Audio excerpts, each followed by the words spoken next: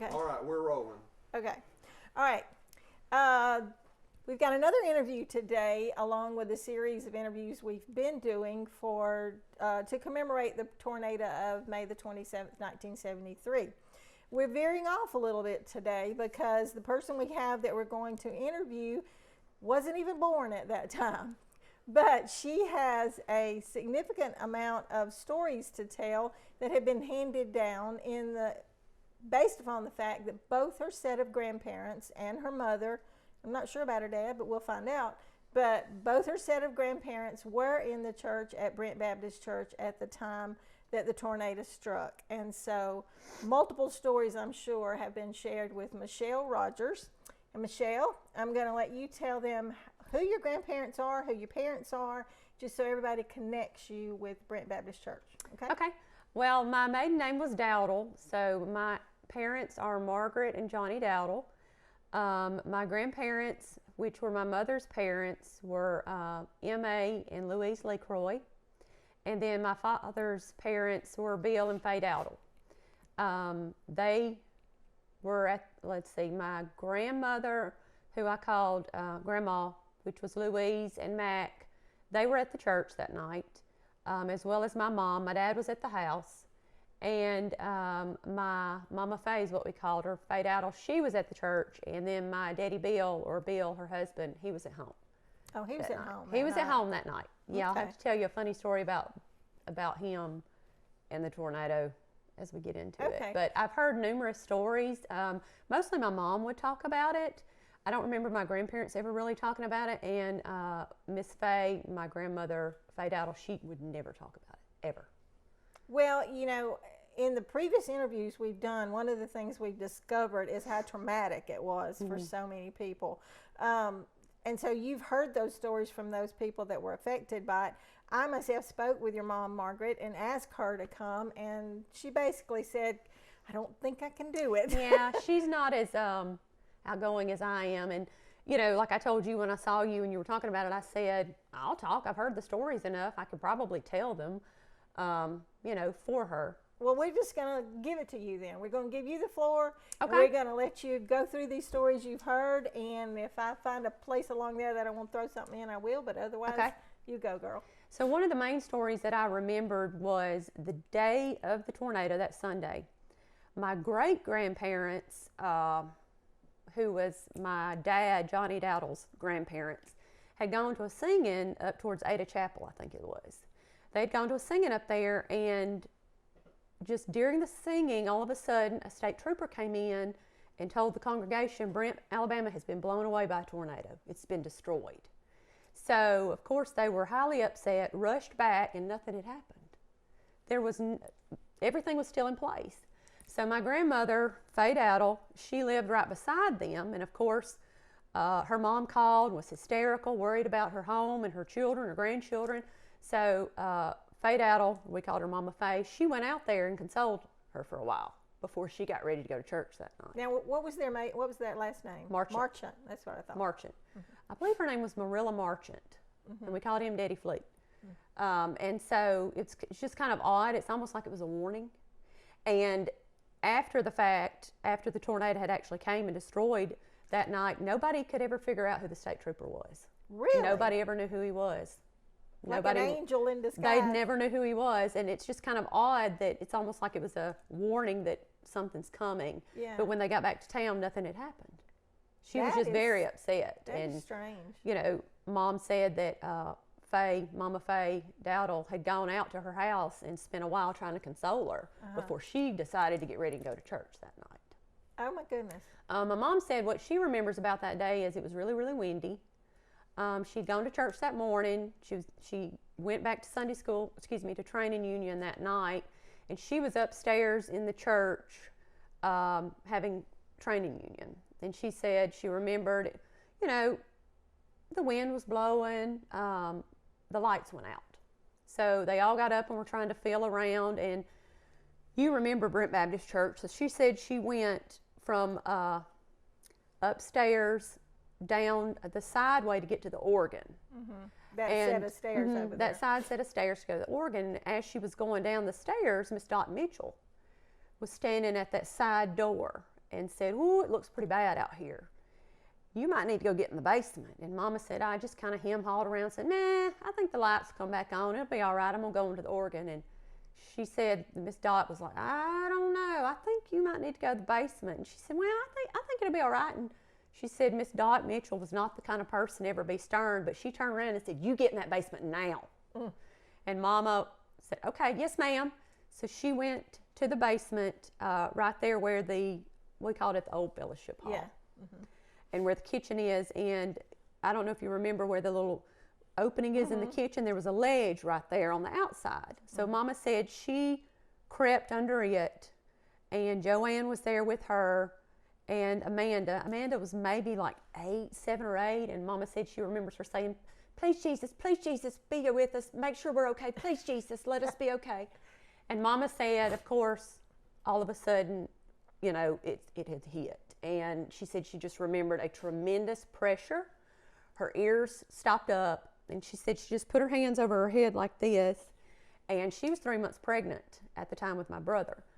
And she just remembers the pressure, and the glass was flying everywhere. And she said, I didn't really think about it at the time, but I could feel it hitting my hands. You know, she didn't have any significant injuries, but she said glass was just going everywhere. And she said it maybe lasted 60 seconds that she could remember. And she said right after that, she, of course, was really upset. And they told her, "Lay down right here on this table. Let's calm you down." Well, before she would lay down, she wanted to go find her parents because they were there. And she said that she did go out of the old fellowship hall, and my grandparents had training union upstairs as well, but they had come down the other staircase that goes either to the sanctuary or you can go down to the nursery. Right. And she said my granddaddy was standing there with his head over, and my grandmother, her hair was everywhere and her glasses were gone, and all she said was, "Well, I think I've lost my glasses." And she was just picking huge shards of glass out of my granddaddy's head, and he said, I think something hit me in the head, you know. And she was just sitting there really calm, which my grandmother, we called her Louise, was always calm anyway. She was just picking the glass out of his head. And so once Mama realized they were okay, she went back down, and they got her to lay on a table because there was glass and debris all on the floor. And she said it was still like, you know, loud outside. They weren't sure if there was another one coming or what was happening. And I said, "Well, did you know about Mama Faye at the time, or Miss Faye Dowdle?" And she said, "Somebody told me that she was hurt pretty bad, and that they didn't want me to see her." And Mama said she couldn't remember if Mama Faye was behind my grandparents, Louise and Matt, or if she was in front of them. But, you know, they were all coming from the same Sunday school class, and she just happened to be hit, of course, with, I'm not sure if it was a cinder block or what it was, but she was injured pretty bad. And Mama said that all she knew was that they had her in a hallway. They had Miss Faye, Mama Faye, in a hallway somewhere.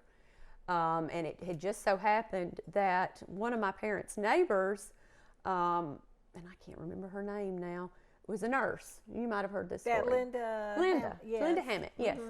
And she never came to church, and she just happened to come to church that night. And if it wasn't for her, my grandmother, Miss Faye, probably would have died. But she just happened to be there that night, and then Linda had said, "Something just told me I needed to go that night." And she had her young daughter with her, which I ended up working with her young daughter, who is now probably in her 50s, almost 60 now. I worked with her several years ago, and I remember asking her about it, and she said, "Oh, I remember it, and all I can remember is your grandmother, Miss Faye, consoling me." And she was the one that should have been going in shock, but she consoled me because I was so upset, and she was real little at that time. But I asked my mom, I said, "Well, where was Daddy?" And she said that he was at the house. He typically didn't go to church on Sunday nights with her, but he was at the house. And she said that he had gone outside, and he noticed that afternoon that they had planted these little trees, oak trees, I guess, in the backyard. You know how when the wind blows really bad, they'll blow back and forth. Well, these just blew all the same way and were touching the ground. And of course, it upset my dad. He said, "I'm going to go get some string and try to tie those things up." Well, Mom said, I didn't even think about the fact that the wind was blowing so hard and it wasn't in two different directions, it was all in one direction. But Dad was at home, he looked out the window and he saw that big dark cloud. So he had a really big jacked up truck, I don't know if it was a Chevrolet or a Ford, but he jumped in it and went out to my Uncle Billy's house, who was his brother, Billy And Dowell. they all lived right there on Burton They Corner. lived right there. They were actually the neighbors to the right, the right of my dad's house. And my Uncle Billy was, of course, still asleep in the bed taking a nap. But my dad, by the time he got in the back door, he grabbed Billy's wife at the time, Judy, and their two boys, and threw them on the floor because it had hit the house. Really, I think all the damage that they had there was it blew all the windows out of the house. My dad went outside immediately after it happened, and his truck, which was a jacked up one, was about this tall then. It had gotten smushed completely. So my grandparents, Emma and Louise LeCroy, happened to live just on down the road. And my dad couldn't find a vehicle that ran, but he wanted to go check on my mom. He knew she was pregnant. She's at the church. His family's at the church, his mom. So he ran down to my grandparents, the LeCroys, and found an old work truck that back then, they left the keys in the thing, and it drove. So he was able to drive not very far into the town of Brent before he had to stop. And he got out and ran, and she said, you know, he came running in, where's Margaret, where's Margaret, is she all right? And, you know, he realized she was fine, and then somebody said, you need to go check on your mom. You know, she's hurt pretty bad. So I do think he saw my grandmother, but my mom, they wouldn't let her see her. And my mom says that, you know, Miss Dot pretty much saved her life because the person that was killed in that church was killed right there at the organ. When did she realize that right there at the organ was where that damage was, that she could have been caught in it? It wasn't until she didn't go up. It wasn't until later on. And she said there was a beam or a huge beam, it looked like, that had gone straight down and cut the organ in half. And I said, oh, that wasn't the same organ you have now? And she said, oh, no, it was destroyed. It was destroyed. And she said, if I had been sitting there like I wanted to be, I would have been killed, and your brother would never be here, and I would never be here. So, you know, Miss Dot pretty much saved, you know, her life. Right. My mom said, you know, that my grandparents owned LeCroy Furniture Store, which was now Spiller Furniture. They sold it to them, but she said she remembered when my dad came in, after he had said the house seemed to be okay, his truck was destroyed, that he said the roof is off the furniture store. I think everything's destroyed in there. But of course the old brick building was still standing, I believe. The windows were out, all the brand new furniture was ruined. My mom said my granddad even lost a lot of money off of that and had to end up selling it for really cheap because it was water damage. Yeah. But, you know, that was pretty much it. So you said earlier that Brother Mac and Miss Louise would speak about it. They would talk to you about it. It's more so my grandmother. Okay. My granddad, Mr. Mack, he never really talked about it. He didn't like to talk about the war until he got a lot older. Yeah. And that was one of the things he could remember. Yeah. But my grandmother would talk about it. Mostly she would just say, you know, we were blessed to be alive. We were blessed to be alive to make it. It must have been really traumatic for them to see the damage that was done at that organ where their daughter would have been sitting, and just how she was saved from, and I think your mom an only child? She has a brother. That's had right. a brother. She has a brother. Richard. Yes. He didn't live here at that time. He was living in Tuscaloosa. Yeah. And so it was their first grandbaby. That was coming. That's true. Yeah, shame. Because my mom, like I said, was 3 months pregnant. But she said that even later, she did remember even later on that night, it was probably, you know, she thinks it hit maybe around 7:30. It's probably 9:30 before they could actually find a car to leave. And she said even after it had passed over, it was still dark outside, and somebody said, I think another one just hit. Oh, you know, wow. because it was still really bad outside. But she said that she did end up, my dad and my mom went and stayed with their neighbor's brother. I believe it was Miss Margaret Latham's brother, maybe, that they went and stayed with them because they couldn't go to their house. There were no windows, no power, but, you know, it was a while before they were able to go back to the house. And Miss Fay would never speak of it? She never wanted to talk about it. And what about Mr. Beale? He was at home? He was at home.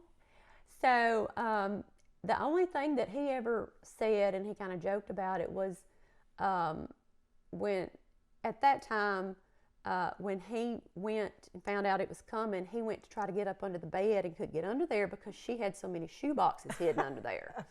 Because she liked to shop like myself and has a shoe fetish, which I think I inherited. So he couldn't get under the bed for the shoe boxes. Yeah. But that was all he would ever really say. They Was never that really house wanted to talk damaged? about it. It was not.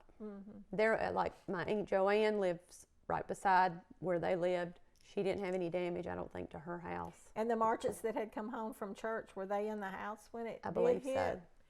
That's fascinating. I'd not heard that story. That's pretty fascinating. I just remember my mom talking about that a lot, how it was almost like it was a premonition or maybe an angel trying to warn them, hey, something's going to happen. And my mom said what was so crazy is back then they would hear tornado warnings or maybe we didn't have tornado warnings, but the weather could be bad and they wouldn't think a thing about it. Yeah, yeah. You know, and as I was growing up, I mean, it could just begin to thunder or lightning. And, you know, after the storm came in '73, my parents built on what we called the den and a basement. Yeah. And that was the reason they built it, was my mother was scared to death of the weather, of course. And me growing up, I mean, if it lightning, we're in the basement. Yeah. We had beds down there. I mean, we were in the basement, and I thought she was just over dramatic. Yeah. You know, because nothing would ever happen. And I'm like, really? Do we have to get up and go down to the basement? And it wasn't until I got older and understood the stories as to why she was so afraid. You know, she said, you just can't even explain the fear that you feel, you know, thinking this is really happening. Well, and that was one of the things that I shared in one of the interviews earlier, was that David and I moved here in '78, which was 5 years after that. And I was really struck by how frightened people became when the weather just kicked up a little bit. People became so frightened. But when you live through something that traumatic, it's going to stay with you, and it's going to make you be a little bit more thoughtful when the bad weather's coming than otherwise. I think, you know, these recent tornadoes we've had, there's a lot of people that's been shaken by them too. The only thing I remember about my grandmother, Mama Fay, Miss Fay Dowdle, was, you know, her home did not have a basement. But if it was even remotely bad weather, my Uncle Tucker, who was Joanne's husband, or my granddad, Mr. Beale, her husband, Fay's husband, would take her to Joanne's and make sure she got in the basement. Because she was very afraid, considering. And, you know, my mom said she believes wholeheartedly if they had been able to get her to Tuscaloosa, to Druid City, instead of Perry County or Marion, that she would not have lost her leg.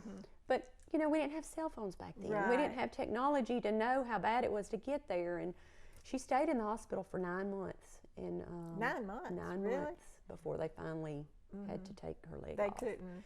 The mom Get it said the well. doctor kept saying, "Oh, let's give it a little bit more time. We'll just, you know." I don't know that he really knew. Yeah. And by that time, it was too late. So, Yeah.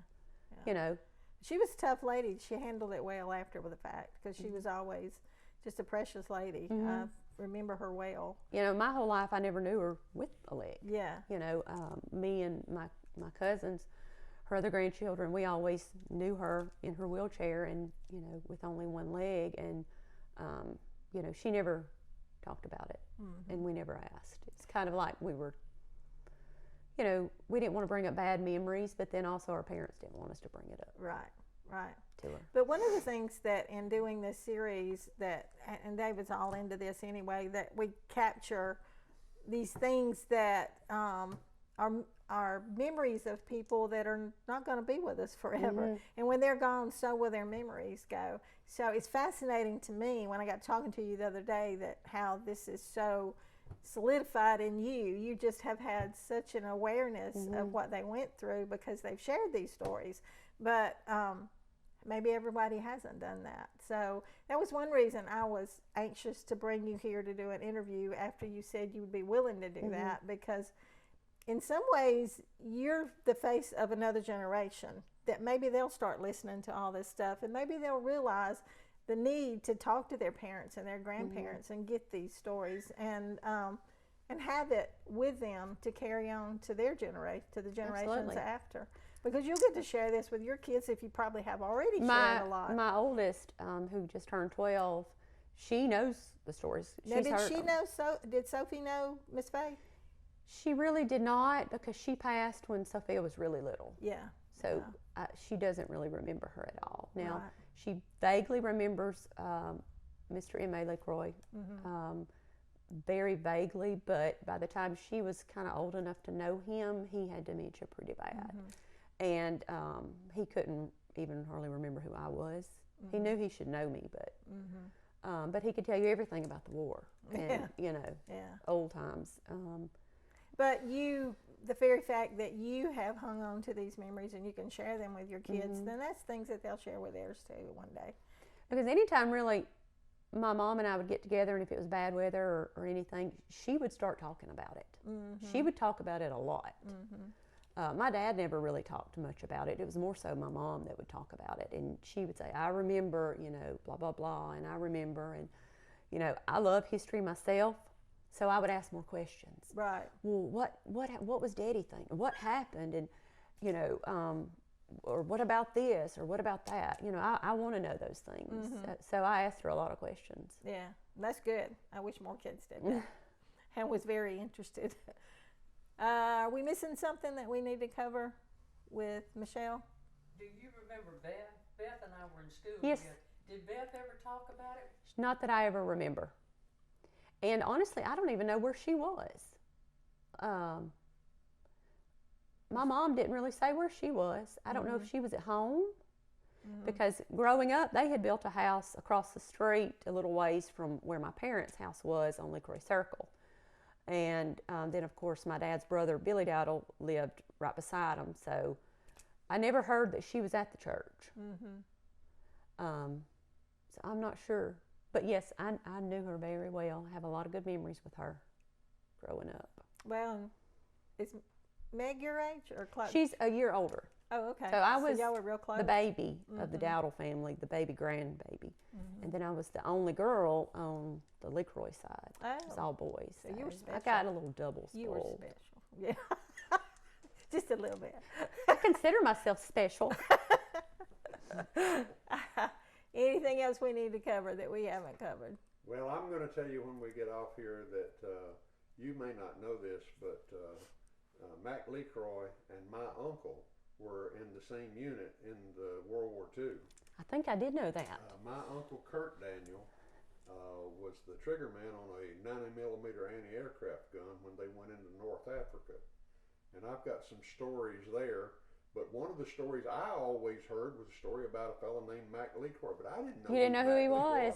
Got to Bibb County, and all of a sudden I get to meet Mac LeCroy, and I was just fascinated with the guy because I'd always heard about the chicken that he toted. I was going to say the chicken. That was his pet chicken, and they refused to eat him, even though they were all starving you know a what lot my of uncle times. used to say about Mac? He said he toted that chicken across North Africa, and he said he sold an egg a day.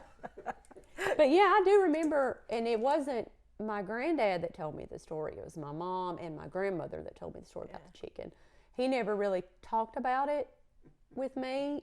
He did just a little bit as he got older. Yeah. But I do remember my mom saying, that her mom, Miss Louise, would tell her, your daddy, he had a real rough time. We don't want to bring it up. We don't want to talk about it. And I remember Mama saying when he got back, I guess he initially maybe was on a machine gun or something, and That's he was right. so nervous on it that they took him off it, and I believe he drove a truck at night, maybe carrying supplies, so he had to drive with no lights. So when he got back to the United States and tried to drive, he was just blinded.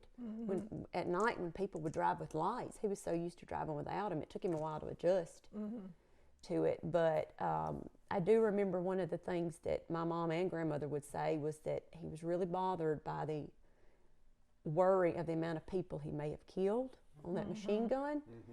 And, you know, my grandmother would console him that you did what you were made to do, you know, like. My uncle dealt with that. He had a lot of guilt. Well, they would put those big 90mm anti-aircraft guns in one position, and then around them, like at the corners around them, they would put the 50 caliber machine guns, and they were all in the same unit. Those men went through everything together. So my uncle and Mac LeCroy were dear friends. They loved one another. They spent a lot of time, and my uncle also wouldn't talk about some of the different things that happened. But I learned later in his life that he was most bothered by the fact that he knew of several German aircraft that were hit Because Mm-hmm. by of their him. gun, that the pilots did not bail out, and that seemed to bother him pretty badly. I think you're my children's generation, okay? So I'm fascinated with the fact that you are fascinated with your, with all the stories that your parents and grandparents have shared Yeah. with you, and I think we that's decided we're awesome. going to adopt you. Well, like I told my mom, I said, do we still have his uniform? And Yeah. like, where is it? And I think it got thrown away. Like, and I said, why? You know, like, but when my grandmother passed away and my granddad had developed dementia, you know, my mom and my aunt, Sherry, who's married to my Uncle Richard, they, you know, went through all the boxes and lots of pictures and found, you know, I believe they had found some letters because she wrote him a letter every day, my grandmother, and they courted through the mail and fell in Right. love with each other through the mail. And every time I hear Psalms 91, I think about my granddad because he said he read it every single day. And he said that's what kept him alive Yeah. was Psalms 91. Yeah. What about Milla Daly Beauchamp? Now, she was good friends with my mom. Where would she have been living when that hit? What are you doing with that? So Miss Ruth Daly lived there on LeCroy Circle. Right. Okay, I don't know. I don't think she lived here at that time because Was she already in school? she was married. Let's see, my mom didn't get pregnant with my brother till she was on, let's see, she married when she was 20, 21. It took her like 7 years to get pregnant, I think. So they were already done with school. I don't remember. I don't think Milla lived around here. I'll have to call her and see. I think, didn't she change her name? It goes by something else now. Beauchamp? But Is this Miss Ruth? Miss Ruth's daughter, I thought wasn't she a professor or Yeah, something? yeah. I thought Mama said she had changed her name to something else, that she didn't like Milla. Oh. Oh, well, we all call her Milla. And I'm gonna have to ask Mama what it was. Michelle, I found something, or somebody brought me something you might find interesting. I want to show folks this. You should get the cobwebs off. Well, no, the cobwebs. That give adds it, to the- cobwebs give it character. Yeah. You know what that is?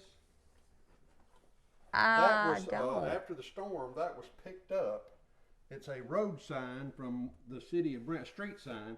And Really? apparently, both of these came off of the same pole because, if you'll notice, That's what the street signs used to look like. that is made out of heart pine. Pick it up, Michelle, and see how heavy that I need thing 2 is. hands. Wow. Can you believe it? But we're going to clean the cobwebs off. So Black somebody Street. had these? Yeah, somebody put them up and saved them because they knew they were coming through with bulldozers and everything, just piling everything up. They took these off and put them in a warehouse. Does this mean Yeah, Highway 25? Is that Alabama Highway 25. I think it is. Yeah. That was the highway through Brent, and then White Street is currently in Brent, the street that goes through the housing project. Is that the street like where Mr. Green was? No, he lived behind there? that's down there past Phil and Jenny's That's Well, place. it was That worked probably Yeah, K. White. it was Or probably K. Manus that pulled them and stuck them back. Maybe. Yeah, and Walt Williams brought those to me, and he said they were talking about throwing them away. I said, no, you're not throwing those away. Oh, wow. That's great that they kept them. Yeah. I think it is too. I think it's kind of cool to see how they used to make their street signs. You got to get over there for that next I never interview. would have thought that was a street sign. Thank you for doing this, Michelle. Sure. I love your mama to death, but I totally was not going to pressure she her was into like, this. no, I can't be on camera. I'll just get so nervous. I said, Yeah. well, just tell me the stories again, refresh my mind. Yeah. And then she even wrote them down. And I said, I think I got them.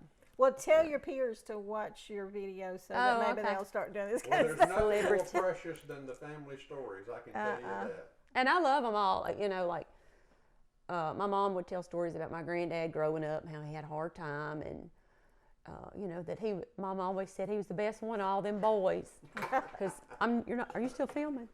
Only the part that you're talking. Well, I don't She's know. trying to be careful I don't know that now. I want to tell this for everybody to see. Oh no, we want to hear it all. Well, yeah, but Johnny may not want it told, Well, right? no, If it's Johnny. one of my daddy of M.A. LeCroy's brothers shot his toe off so he wouldn't have to go to the war. He was the only one that said, no, I'm going to do my duty, but all the other ones got out of it. One took some medicine to make his heart rate go fast. How many brothers do you have? Oh, I can't even remember. I think there were 12 of them. Oh my goodness. Oh my goodness. But he was... Now, did he grew up over Isabella area? Is that where he grew Yes, up? ma'am. Yeah, over at Mulberry, where, yeah. But he was the only one that was willing to go stay with his grandmother at night. He was 7 years old and would walk down a street, a little dark street, to her house because she was scared to stay by herself at night. And he was the only one willing to do it. All the other ones wouldn't do it. And my mom... He was a pretty fascinating fellow. He was the one that was always called on church, too, to dismiss everybody. And I can with a probably pray. quote, Dear Heavenly Father, we pause at this moment. He always started at the same. And it was real loud. Dear Heavenly Father, we pause at this moment. He's a good fella. You Good sounded just fella. like him. But yeah, he was a good man.